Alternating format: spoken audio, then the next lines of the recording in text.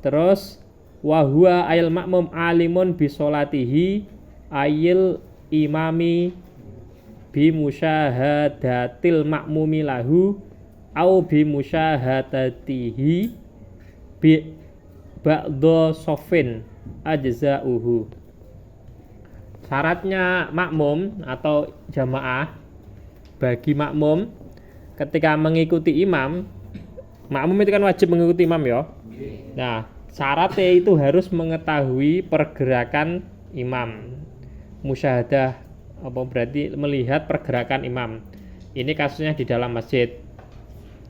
Disyaratkan harus musyahadah. Kalau tidak musyahadah berarti terlalu rangket, nanti berarti melihat makmum di belakangnya atau shaf di belakang imam. Ai kafahu dzalika fi sihhatil iktida'i bihi malam yataqaddam alaihi. Artinya ajza'ahu mencukupi itu dalam mengesahkan makmum atau manut mengikuti kepada imam. Itu harus melihat dalam yang di dalam. Terus dengan catatan malam yataqaddam alaihi. Selama makmum ini tidak mendahului imam. Maksudnya mendahului bukan mendahului gerakan ya. Taqaddam di sini itu adalah tempatnya. Tidak lebih maju daripada imam. Artinya redok nemburine. Ya, ukuran apa? Ukuran mendahului imam atau mesti lebih maju daripada imam itu adalah fa'in taqaddama alaihi bihi fi jihatihi lam tan akid sholatuhu. Ketika nanti makmum ini kok mendahului imam, maksudnya di dalam tempatnya ya. Misalkan barisan ini yang diiktibar yang dianggap adalah biakbihi. Apa tungkak ya bahasa Indonesia nih?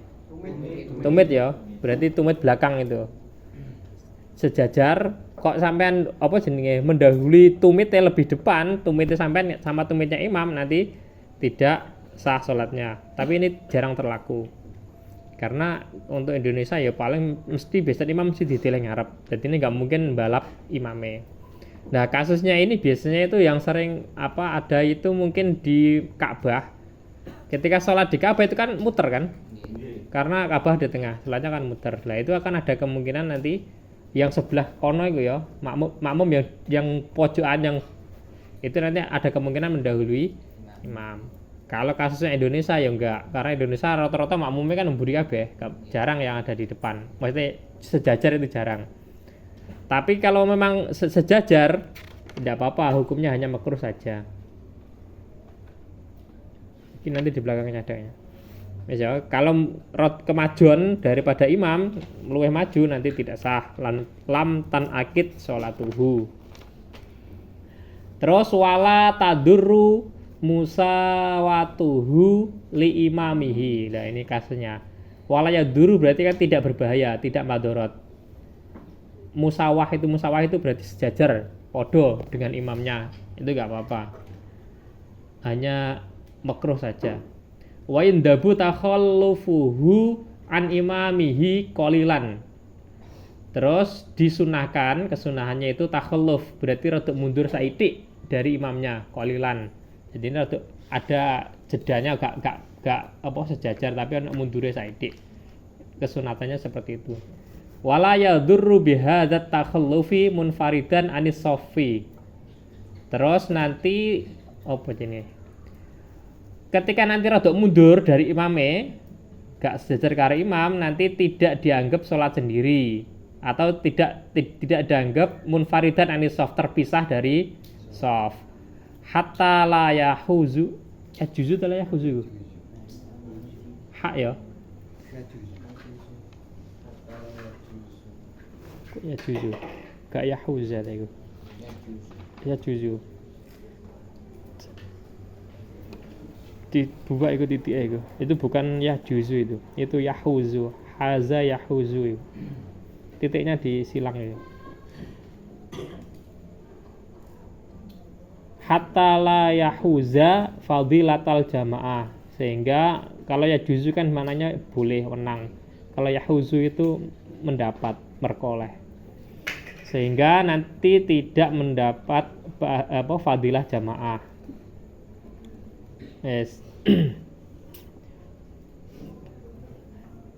Terus pokoknya kasusnya kalau sama-sama di masjid itu rada enak, rada longgar. Artinya kita bisa mengetahui pergerakan imam. Sing cidek ya berarti melihat langsung kepada imam. Sing rada adoh atau tidak bisa melihat nanti bisa melihat soft di belakangnya. Itu berarti soft di belakangnya itu diposisikan sebagaimana posisi imam. Berarti sampai mewakili dari pergerakannya imam itu loh, diwakili oleh soft di belakangnya atau dengan suaranya imam. Kalau di dalam kan krungu. Atau suaranya mubalek. Mubalek itu orang yang biasanya kan ada ya. Kalau di sini ada enggak ya? Biasanya sholat itu pelan imamnya, Allahu Akbar. Nah, nanti ada di belakangnya satu tuh yang nyambung banter suaranya. Allah, lah itu namanya mubalek, yang balago, menyampaikan, maksudnya yang menyampaikan suaranya sampai ben krungu sampai belakang. Itu. Kalau itu yang di dalam masjid. Sekarang kasusnya selanjutnya itu ketika posisinya berbeda antara masjid yang satu di masjid, yang satu di luar masjid. Wa in sholla al imamu fil masjidi wal ma'mumu khorijal masjidi. Kasusnya ketika imam itu berada di dalam masjid, terus makmum di luar masjid. Sebenarnya ini nggak terkhusus contohnya seperti ini ya, kasusnya nggak seperti ini. Artinya bisa dibalik. Berarti makmumnya yang di dalam masjid, imamnya di luar masjid. Bisa saja seperti itu. Intinya tidak dalam satu masjid, satu ruangan.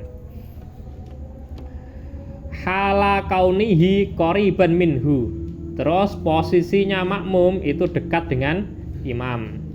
Ayil imami ya. Bi alam tazid masafatu ma bainahuma ala salasu mi'ati dzira'in takriban. Batasan dekat yaitu bi alam tazid tidak melebihi jarak antara imam dan makmum itu 300 dzira'. 300 dzira' itu kalau hitungan modern itu satu dzira'nya itu tak lihat tadi 44 cm sampai 48 cm. Terus kita bulatkan saja ya 50 cm itu ya. Berarti jaraknya kalau 300 dzira' itu berarti 150 meter. Kalau 48 berarti dikurangi piro? Wes gampangnya 150 meter itu sak piro? 1 kilo ya? Sentimeter ya? Kan 50 cm kan? 50 cm itu 1 dzira'. Kalau 300 dzira' 10 bener kan? 150 meter kan? 100 meter itu 1 kilo bukan? Berapa? Oh, enggak sampai ya? Kira-kira ngendi 100 meter itu? Kali ya? Ya berarti enggak ada, maksudnya masih bisa dijangkau, dilihat ya, ketok ya maksudnya. Itu jarak maksimal ya. Jarak maksimal antara imam, ketika imamnya di dalam masjid, kok makmumnya di luar masjid, ya berarti jaraknya softnya itu 150 meter. Sampai bayangkan bukan kok imamnya ya. Nanti berarti sampai lihat itu dihitung dari soft terakhir. Karena tadi apa? Konsepnya kalau tidak bisa melihat imam kan bisa melihat soft di belakangnya. Nah, soft paling terakhir itu jaraknya tidak boleh melebihi dari 150 meter. Masjid ya. Sampai ketika di luar masjid ini kasusnya. Sampai tapi kalau di dalam masjid nggak apa-apa, masih lebih dari itu nggak apa-apa. Tapi masih dalam lingkungan masjid. Ya sampai jangan bayangkan masjid Indonesia, Saidi, Masjidil Haram kan wombo itu. Nah, sampai nokono ketika sampai maju kira-kira kan ketinggalan jamaah, nggak apa-apa sampai sholat nang kene, makmum sepenting kan ketok di dalam area masjid. Sepenting menemukan jamaah daripada sampai buru soft awal tapi ngumpul Quran tekan kono wis entek salate imam. Kan mending salat di sini nggak apa-apa. Nah, kasusnya kalau di luar masjid yaitu tadi maksimal harus 100. Tapi kalau ada biasanya kan nyambung kan itu kalau di jalan itu kan sholat menemukan, nah itu nggak sampai 150 meter kan deket-deket itu nggak apa-apa, nyambung sampai pol Mentong Jombang pol Pucuk nggak apa-apa, yang penting nyambung ya. Ini kasus, makanya perlunya apa di sini jamaah itu seperti itu, ada penyambungnya. Terus ya lanjutnya wa huwa ayil makmumu alimun bisolatihi. Terus posisinya makmum itu mengetahui sholatnya imam, ya itu mau mengetahui. Terus walaha ila hunaka, terus tidak ada penghalang di situ. Hunaka di tempat itu tidak ada penghalang. Ai bainal imam wal makmum, tidak ada penghalang antaranya imam dan makmum. Penghalangnya itu seperti apa? Kalau kaca bagaimana?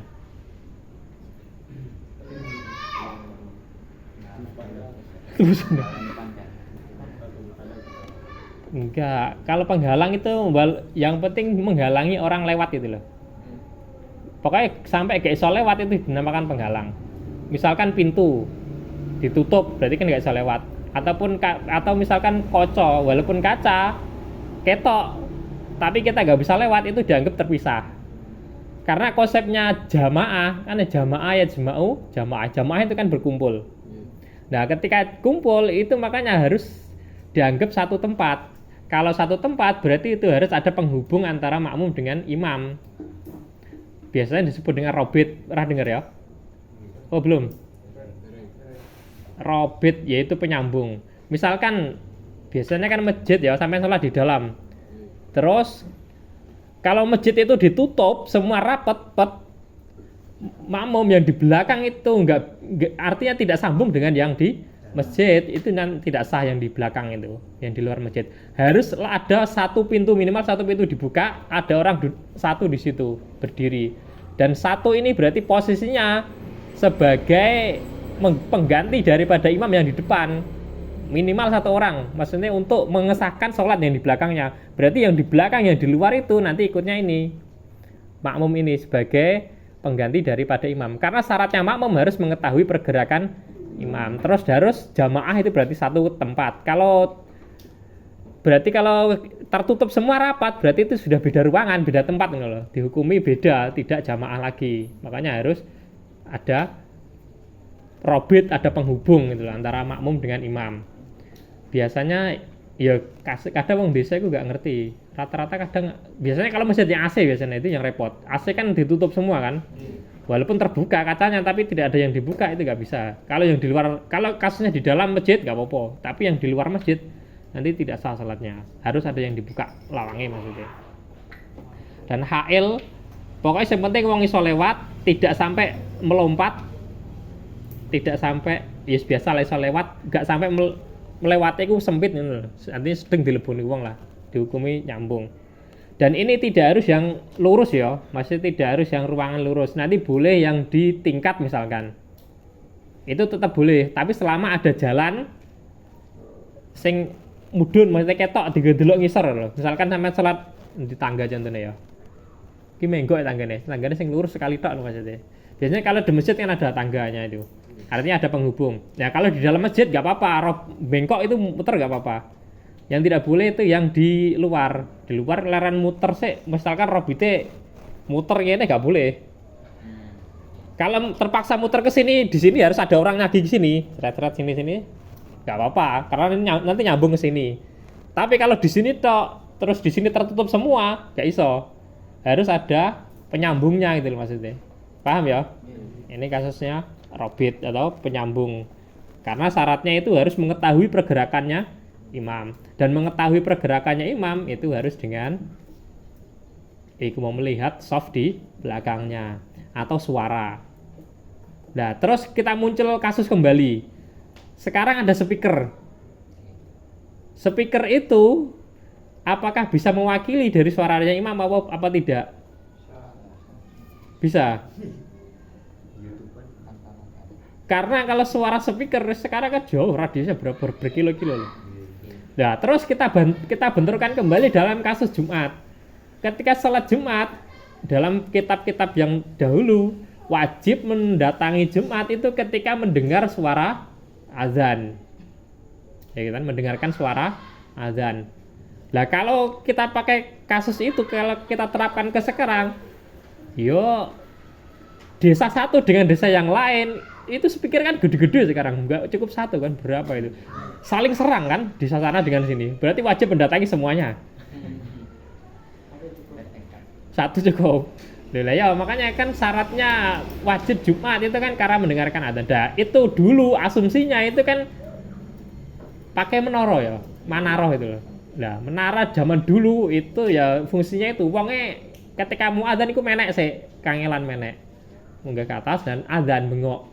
Kalau suara sak kenceng-kenceng itu paling berapa ya radiusnya? 500 meter sampai menara ya, menara. Tergantung suara nih.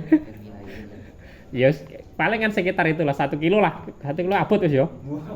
Abot yo. Ya 500 meter ya. 500 meter. Itu wajib Jumat. Itu kan beda apa nih? Beda kasus dulu dengan sekarang. Makanya ada kiai itu yang ketika dengar azan biasanya kan sunah mendengarkan kan. Nah ketika wayang ngaji ya tetap lanjut ngaji nih. Karena apa? Karena dia kepikir suara speaker bukan suara azan itu loh.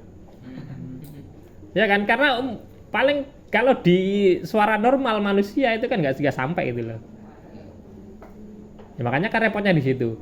Terus ada lagi contoh misalkan azan, ketika azan apa ini puasa apa maghrib kayak. Yang azan itu radio. Setelah radio atau kaset atau rekaman lah misalkan. Misalkan ya, tetap wajib tetap ada kesunatan menirukan azan atau tidak? G. Yang wajib itu mendengarkan menirukan suara azan atau menirukan suara rekaman azan. Suara azan. Terus kasus lagi. Ketika ada orang membaca Quran, itu kan disunatkan untuk mendengarkan kan dan nyimak kan. Terus kalau kaset bagaimana? Apakah tetap sunnah? Loh kok beda azan karo sunnah karo baca Quran? Dan itu problemnya seperti itu kalau kemajuan itu. Ya sama kayak yang di kasus sholat itu, sholat maghrib waktu kan ada kemarin waktu maghrib itu sekian. Terus kasus yang dikutub itu ya tidak ada waktu tidak ada malam, tidak ada siang itu. Ada yang siang 3 bulan atau yang malam 3 bulan itu. Kan bingung sholatnya bagaimana? Karena kan ada sholat zuhur misalkan kan ada syaratnya ketika ngarani lingsire srengenge. Lah di sana srengenge pancet ya kayaknya kan di YouTube. Ya itu kan nanti ijtihadnya ulama sekarang itu piye enake. Terus ada lagi yang siang itu ada yang sampai itu 18 jam atau berapa itu daerah Denmark itu. Karena rotok minggir kan itu. Tidak pas katulistiwa loh. Iya katulistiwa bener ya. Sekolah gitu maksudnya. Karena rotok pinggir di sini. Kalau yang di katulistiwa enak, kayak Indonesia itu enak. Fathul Qorib dibaca di sini pas. Enak waktu sore, enak waktu tulu'il fajri, ada semua. Kalau yang tidak ada, ya akhirnya kan bingung. Iki ada yang mengatakan posone ya kudu 18 jam. Terus ada yang iya 12 jam. Dia kan akhirnya berbeda pendapat, nggak bisa konsisten akhirnya. Terus sholatnya yang zuhur bagaimana? Nah, akhirnya disesuaikan dipepetno dengan daerah sekitarnya hampir mirip. Nah, itu yang terdekat lah, area terdekat di Padakno maksudnya. Wes balik lagi. Watu di mau jaza alik tidak. Watu tabaru al masafatu al madkuratu min akhiril masjid. Nah ini tadi ya. Yang diiktibar jaraknya itu pelakon masafahnya itu min akhiril masjid, dari akhir masjid. Tadi yang 300 dirok tadi loh. 300 dirok atau 150 meter tadi loh. Terus wa in kana al imamu wal ma'mumu fi ghairil masjid. Nah, ini kasusnya tadi kan sama-sama di dalam masjid, terus yang satu di dalam, satu di luar. Terus ini yang terakhir adalah ketika imam dan makmum berada di luar masjid. Imma fardhu'an au binaan. Ada kalanya itu di oro-oro ya, boh. Masih Indonesia deh.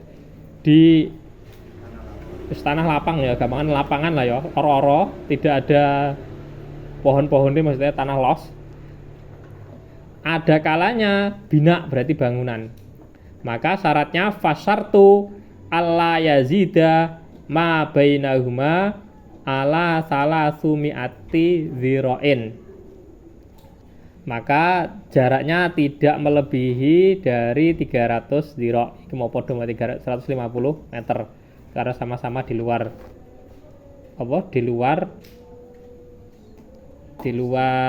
masjid. Tadi kan kalau kalau yang satu di luar satu di dalam, perhitungannya kan mulai dari akhir masjid. Berarti meskipun masjidnya itu dawa misalkan ada 1 kilo misalkan, di imamnya nang ngarep pol. Nah, nanti dihitungnya kalau ada yang nyambung satu misalkan ketok jaraknya 150 meter tadi, yang beri di luar itu boleh makmum di sini. Meskipun jaraknya melebihi dari 150 meter atau 300 zira. Tapi kalau di luar ruangan sama-sama di luar masjid, berarti nanti tidak melebihi 300 zira. Terus wa alla yakuna bainahuma hailun. Terus tidak ada di antara keduanya, imam dan makmum, ada penghalang.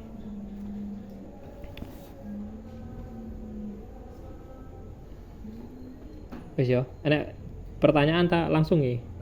Barangkali ada yang kurang jelas. Nggih. Kalau niku masjid enten 2 lantai. Pripun? Enten salat sing ten lantai 2 terus imam ten lantai 1. Enggak apa-apa. Pokoknya yang penting ada jalannya kan. Ada jalan yang menghubungkan tanggane gitu. Meskipun memutar enggak apa-apa. Artinya tangganya kan enggak harus di depan gitu loh. Kalau masih di area di dalam masjid, berarti kan tangganya biasanya kan di belakang kan. Berarti kan harus muter ke belakang dulu. Nah, kalau masih dalam satu masjid itu nggak apa-apa. Artinya robitnya muter nggak apa-apa. Kalau masih dalam, yang tidak boleh itu yang di luar masjid, bukan area masjid, itu harus ngarep. Maksudnya kan untuk melihat ngisore. Misalkan nundur, berarti nanti harus ada tangga ke bawah. Di sini ada robitnya, oke, nyambung ke masjid. Soalnya dulu kamar kami di pondok itu juga seperti itu. Masjidnya itu di kamar, terus bawahnya itu masjid. Dan masjid itu kadang ketika jamaah itu apa nih, belum sampai ke belakang gitu loh. Terus akhirnya ada biasanya teman kamar itu ada yang ngalah satu sholat di bawah tangga. Sing iso ndelok ngarep soft masjid. Satu untuk penyambung. Jadi yang lain teman-teman sholat di atas kamar. Tetap ada satu ya. Kalau biasanya kalau sudah full, masjid full, sholat maghrib kan rame biasanya. Kalau zuhur kan sepi. Ya kalau maghrib itu kan rame, itu nggak usah. Tapi kalau zuhur biasanya ada temen kok yang tenis sewi durung kebek kan, imam keburu rukuk. Akhirnya salah satu teman itu turun, mudun ngisor tangga ngono. Lah tangga itu terus terhubung dengan pintu ketok soft ngarep. Itu nggak apa-apa. Tapi kalau di dalam masjid, walaupun tangganya di belakang muter nggak apa-apa. Kalau masih dalam masjid. Robitnya itu loh. Terus ada lagi? Nih kok Pak, kalau makmum yang di lantai 2 nggak bisa lihat imam ada robit, terus tiba-tiba mic yang mati ini, sholatnya dilanjutkan sendiri atau buat imam kan? Kayak kemungkinan kalau ada dah yang di atas itu nggak bisa lihat di bawah. Ya Pak, wonten Masa biasanya kan kalau masjid itu kan di pagernya kan arang-arang kan, tidak pagar tembok rapat kan enggak kan, pagar besi biasanya kan. Maksudnya kalau nggak besi ya kaca, nah bisa lihat bawahnya lah kalau enggak. Ketutupan. Ada ke belakang. Gak enak robitnya sing ngarepe blas berarti ya. Salatnya numburi nyelempit berarti. Yang nggak ada lantai 2. Tapi kalau masih dalam satu masjid, tidak mendengar suara imam ya, mati lampu berarti. Ya berarti sampean mufaroqah saja, sholat sendiri berarti. Artinya, ya kan gak bisa dikira-kira kan. Syaratnya kan harus alimun bi harokatil imam, berarti pergerakan imam kan harus tahu. Lah itu taunya dengan suara atau dengan penyambung itu tadi kan. Kalau tidak sama sekali ya berarti terputus kan, selesai. Berarti mufaroqah salat dhewe. Kasus jamaah ya rada Wes yang lain? Ya, siapa jenengmu? Munir ya, lali yang. Piye Nir? Aku ketinggalan satu rakaat pas sholat Jumat itu wajib nempel pinten. Sarokan. Niku tamat senior kula nyambut boyo niku terus nempel kali. Nabi kali. Sholat Jumat itu berapa rakaat? 2 rakaat. Minimal kemarin kan kami jelaskan ya, minimal sholat Jumat itu harus mendapatkan 1 rakaat. Berarti kalau sudah mendapatkan 1 rakaat ya berarti tinggal nambahi 1 rakaat. Jadi 2. Kalau sampai tambahi 2 lagi berarti ya 3 rakaat. Kalau sampai itu menambahi 2 itu kalau ngerti ya, mesti ngerti hukumnya nambahi 2, nambahi rukun kan. Kemarin dalam kasus yang membatalkan wudhu kan ada menambahi rukun kan. Kalau menambahi rukun ini membatalkan sholat malah. Iku kancamu alumni ta? Ya menambahkan 1 rakaat. Kemarin kan sudah jelas. Kalau mendapatkan 1 rakaat, dihukumi mendapatkan 1 rakaat itu berarti ketika imamnya masih keadaan ruko ya, ruko rakaat terakhir itu loh. Berarti sampean takbir, berarti ikut ruko itu berarti masih mendapatkan dihukumi masih mendapatkan 1 rakaat. Nah, berarti kalau mendapatkan 1 rakaat ya berarti tinggal nambahi 1 rakaat. Tapi kalau tidak menemui 1 rakaat belas, ya berarti kayak kemarin itu niatnya sholat Jumat, tapi nanti sholatnya 4 rakaat. Bisa jelas tuh. Kenapa kok 4 rakaat kemarin kan sudah ya? Eling tak? Kenapa alasannya? Cetas perang dino loh. Lali. Tapi eling ya nek nambahi 4 rakaat ya, nek salat rakaat ya wis gak apa-apa wis. Wis tak ulangi maneh wis. Cetas dino lali.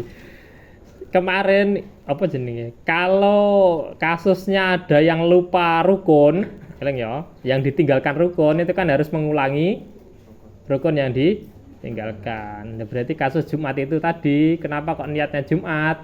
Yaitu karena ada kemungkinan imamnya itu ada lupa meninggalkan rukun.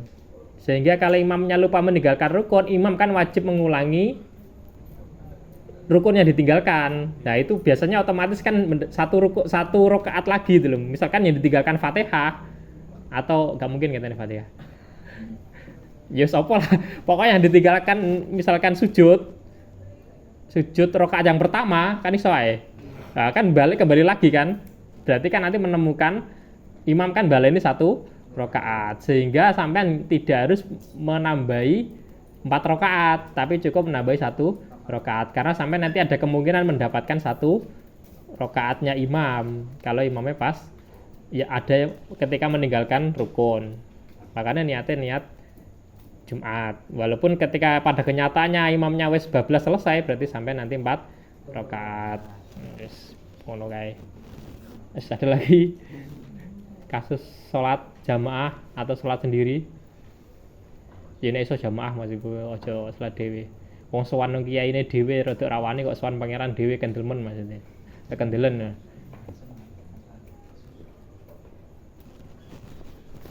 Wis, lanjut. Kurang seperempat jam. Ada lagi?